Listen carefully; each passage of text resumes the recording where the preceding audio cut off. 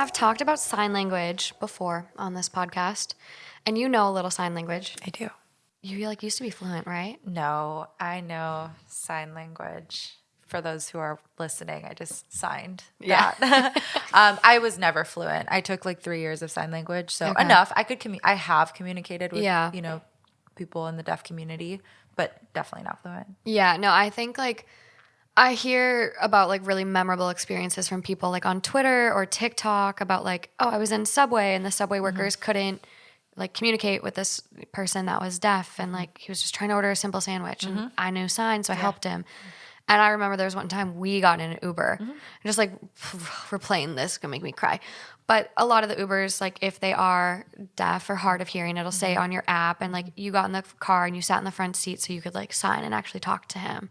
Yeah. And it was it was so I'm so glad you remember that. Yeah. We were in South Bay somewhere going out. Yeah. And I remember he was happy about it. I think you got out of the car and you're like, I'm the first person that's ever signed in his Uber to him. Oh. Yeah. I love sign language and I wish I used it more. I wish I had an opportunity to use it more. Yeah. I think it's beautiful, absolutely beautiful. When I see people signing in public, I always just am in awe, but you're actually not supposed to watch people signing because it's eavesdropping, on the conversation. It's very invasive. So it's just so beautiful. I know. I try not to look, but I think it's so beautiful. And I'm a hand talker as it is. So sign language is right up my alley.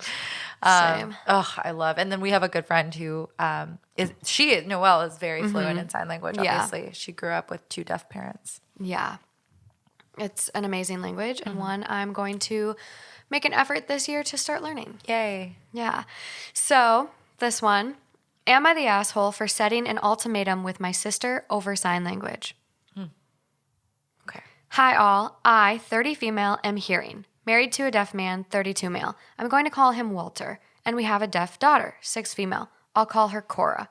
Walter comes from a primarily deaf family, but my family is all hearing. We have chosen to raise Cora with sign language and not go for an implant. This is simply for context. I am not seeking judgment on this. Before Walter and I got married, my parents began to take classes to learn ASL, as did my brother and his family. My sister, Emily, took them for a bit but ended up not continuing due to, quote, lack of interest. She and her husband have not taken any lessons, nor have their 3 children.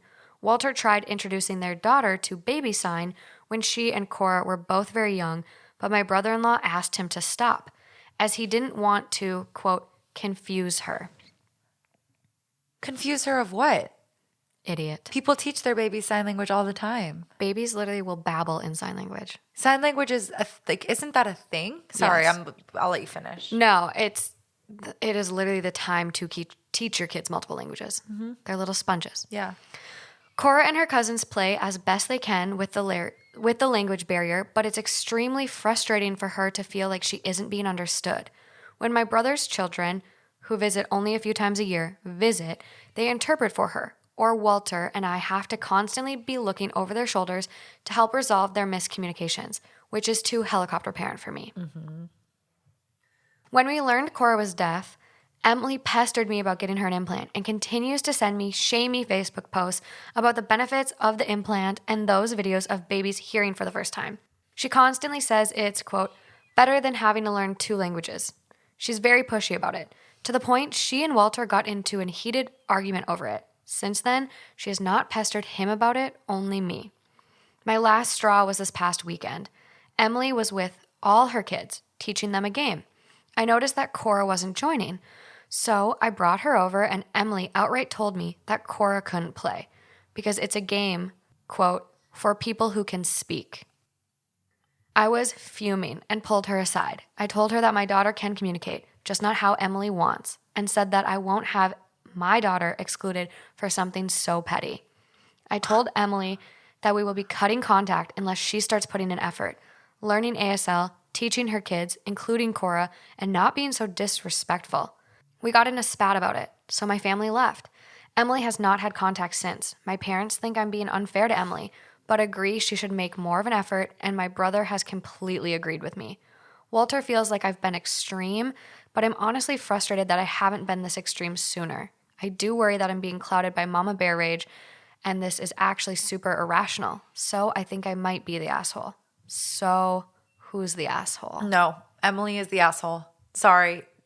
Period. Fuck Emily. Period. Like I don't have mama bear cloud judgment because I'm not a mom, and I also don't have bias towards the hearing world. Well, I guess I am a part of the hearing world, but like the deaf community. Like I personally am not deaf. I don't have a deaf family member, but I'm enraged by this. I think it's absolutely inappropriate, and I think it's disgusting that, first of all, sign language is beautiful. I think it's very beneficial to have your babies learn sign language, not even for the purpose of communicating with their like their cousins, but it's actually, I don't remember the benefits, but there's actually a benefit to teaching your child sign language at a young age.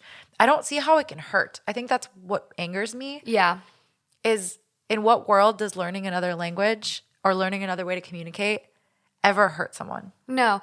And sign language isn't just for, deaf children either, or deaf people, but I have a lot of OTs that I know that actually, with kids that are on the autism spectrum, they have a really tough time with language sometimes. There can be kids that are nonverbal, and so the way that they communicate is sign. Yeah.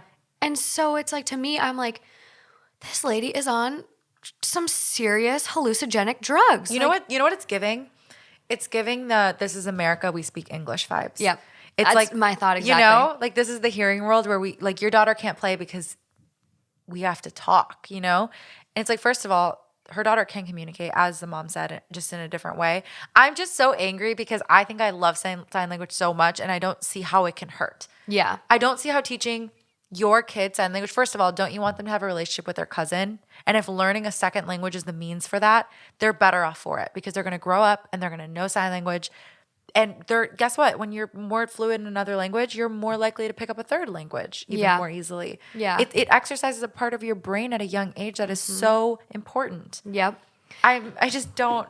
I'm completely baffled. I want to fact check this, but I actually feel like I saw something recently where kids who sign versus or kids that can sign versus kids that just as babies grow up speaking, I think they can communicate their needs to their caregivers a lot sooner. I'm not sure. I want to fact check that. But I also just thought about the fact too, like, I feel disadvantaged that I'm not fluent in multiple languages. Like, I feel disadvantaged. I feel like it's such a benefit in all aspects to know multiple languages. Even like looking long-term down the road, if you learn languages, you can play instruments, or even if you're older, like 40s, 50s, 60s, and you start learning another language, that can prevent or decrease the risk of developing like Alzheimer's. I knew you were going to say that, like dementia. Yeah, like the more we work our brains, the more longevity you're going to have. So like, granted, this little girl's fucking 6, but like, who does it hurt? There's no cons. I just want to, like, who does it hurt? I want to sit in front of her sister and be like, why are you so opposed to your children learning another language? I just can't think of one drawback other than it inconveniences you because you have to put in more work to like teaching them the language. But the best way to learn sign language, any language really, is exposure. And they're going to get the best exposure just trying to communicate with Cora. Yeah. And Walter and OP, who is clearly like fluent in sign language. Like, to me, I'm like, their kids are going to learn another language so much easier because they get to practice it with their family members as a means of communication. I don't get it. I also think, as like, say I was the cousin in this case and my mom restricted me from learning sign or like didn't encourage it, and I like was missing out on this cousin, I would feel so much resentment for my for my mom. Like, when you were older and you find out the reason you can't communicate with Cora is because your mom barred you from learning sign language at a young age. Yeah. Like, they're missing out on such an important, or what could be an important relationship. Like, who knows? So that annoys the fuck out of me. I do just want to like commend OP because I think on one of the past stories we read, it was about a woman who was going to have ASL at her wedding. I remember that. And to me, I'm like, this is like such an opposite take of what her like parents did for her. Like, the woman that got married, her parents got the cochlear implant, didn't let her learn sign language. And she felt alienated from people that are like her. She didn't feel like she belonged.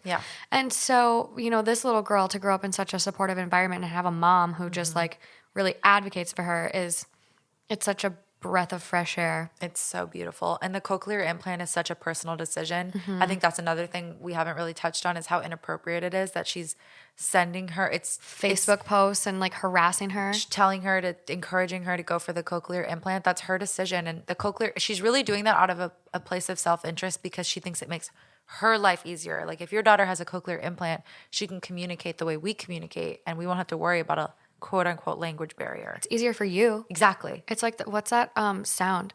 To you. To you. Yeah, to you. To you. It's almost, I wonder if her sister is like embarrassed. I don't know if she thinks maybe signing in public, people look at them. Maybe she thinks that it makes them stick out. Like her sister has some type of insecurity because I don't know what person in this world would be so against teaching their children another language to communicate with their family members. Despicable. Yeah. Top comment has some thoughts about what the sister is. Okay. Not the asshole. Emily is ableist. Worse, she's ableist, yet somehow thinks she's better informed than you on implants and other options for supporting your deaf child. If she doesn't want to learn ASL, so be it. But she needs to at least acknowledge that choice means she's the one creating obstacles to communication with her niece, not the other way around. Yep. Frankly, I'm surprised Walter is encouraging you to keep the peace here. Keep her in timeout and away from Cora until she changes her attitude. And if the rest of the family can't back you up on that, they can keep their distance too. Yeah, kudos to the brother. Kudos. For sure. He's kept his composure. Yeah, and like I think Walter is probably just trying to keep the peace, like doesn't want to break up his wife's family. Yeah. But Yeah. Yeah. I don't know. Walter's definitely, it's good that he's kind of balancing them a little bit. But if I were OP, I mean, oof, I would be health have no fury. let her kick rocks. Yeah. Kick rocks, eat dirt, bitch. No, that's so messed up. Yeah. The comments on this, there's a lot of comments. Are people just absolutely up in arms? Yeah, people Good. were really appalled. They were like, no, not the asshole. No, not at all. And it's so sad. Like we see this a lot on Reddit and, you know, in doing this podcast is so many people who ask, am I the asshole? And it just goes to show when you're in the situation, it's so hard to decide to know whether or not you're like crossing a line or am I wrong for that? But like objectively, when other people hear the story, they're like, the fact that you even think you're the asshole. Yeah. It's so much harder when you're in it and it's your family members and it's your emotions and it's your child. But when we hear it with no skin in the game, we're like, no, you're not the asshole. I know. This is an interesting take though. I screenshotted this one and it goes, as a disabled person, I'm not so sure. OP, you absolutely have the right to decide as a family that your daughter will not get the implant and will communicate using ASL, and your sister has zero say over that. Moreover, she will always need to accommodate Walter by either learning ASL or, if he reads lips, learning to speak more slowly and turning towards him every time. However, not getting the implant was a choice not to be able to hear, in a way, and not to be able to interact with hearing people using speech. It's a choice, just like not learning. ASL is a choice. I think it's a bad choice to not learn a language that your brother-in-law and Nibbling need to communicate, but it's a choice. I happen to be of the opinion that all levels of ability should be accommodated by society, but this is interpersonal, not official. Who should accommodate whom with their choice? Should your child get a cochlear implant to make things easier on all of her hearing family, or should her hearing family learn ASL to make things easier on her? I know that learning ASL would be a good thing for your sister to do, but I'm not sure I'm ready to call her an asshole for not doing it. The thing she is an asshole for is playing a game when your daughter is present that requires hearing. Those games can be played any other time. Extended family needs to include everyone. That's a really interesting take. Yeah. And it is eye-opening, and I see parts of that I can kind of agree with. I think the reason I still stick to my opinion is because I think learning sign language, learning another language is an asset. Worst case scenario, her kids walk away with another language and another proficiency that they can maybe use in other aspects of their life. Maybe one of them goes off and marries a deaf woman or man. And now they have this, you know what I mean? You just don't know. Versus Cora getting a cochlear implant, sure, that makes her feel like she's a part of the hearing world. It doesn't undo her deafness. It doesn't make her hearing. That's not what cochlear implants do. And if anything, you know, the cochlear implants have a way of almost sometimes making somebody feel, I can imagine as a non-deaf person, I'm just trying to imagine what that would feel like there's something wrong with me and I have to fix it with this machine, or this machine will help the quality of my life. And it's a personal choice whether or not to get that. And your family can make a choice to learn a skill or learn a language that to better communicate with you. I guess that's the difference is I see again, there's just, you've learned sign language. Yes, that is a choice. Absolutely. And they have a choice or a right to not learn it or not want to have to adapt. But I see no harm in doing so. Yeah. Versus getting a cochlear implant can lead to other maybe like identity, confidence, like the ableist comment. Yeah. It leads to just, there's more detriment possibly. Yeah. And I think too, like maybe the sister doesn't understand that like a cochlear implant isn't like it is a surgery. It requires surgery. And it also isn't like, oh, you turn it on and you're just hearing all of a sudden. No, like it doesn't work like that. It is like a lot of people in videos I watched after the last story, like a lot of people described it as traumatic. Yeah. And listen, I'm not like saying there's anything wrong with cochlear implants. What I'm saying is it's a personal choice. Yeah. I think cochlear implants, if that's what somebody wants to do, great. And I know from taking sign language, when I took sign language, my professor was deaf. And so I learned, and he immersed us so much in the deaf community. And we learned about like those who like go for the cochlear implant and those who don't. And so I don't think there's anything wrong with that decision, but it's a decision and they didn't want to go with that. So, I mean, I respect that decision. I can't respect somebody's ignorance to wanting to communicate with their family member. Like I had to learn Spanish in order to communicate with half of my family. That was technically a choice. My mom could have said, no, we live in America and I just want her to know English. She'll get by learning just English. Which a lot of, I think, like a cultural thing too to consider is like I have a lot of friends in grad school who their parents were first generation Americans and they chose not to teach their kids their native language so they'd fit in. Right, correct. That's an assimilation thing. Yeah, and so they are like a lot of them are sad about it. And it's just like I'm like I think languages are kind of like people in situations like the more the merrier. Oh, maybe I'm like the wrong person for this story because I'm so biased in the sense that if I have children, I've already decided that I want them to know at least 4 languages. Yeah, that's on I feel like the low same way. end. Yeah. I think like language immersion schools, if you can afford it, are so cool. It's beautiful. And if you can't, just taking as much, I mean, there's Babbel, there's so many things you can Community take now. classes. Yeah, in schools, you can take 3 years of a language and my mom took French for 3 years and my mom and my grandma are fluent in English, Spanish, and French. I think that's beautiful. I would love to know another language. I know. I got to get on it. I think there's going to be a Babbel ad on this episode. Wow. Give me the code.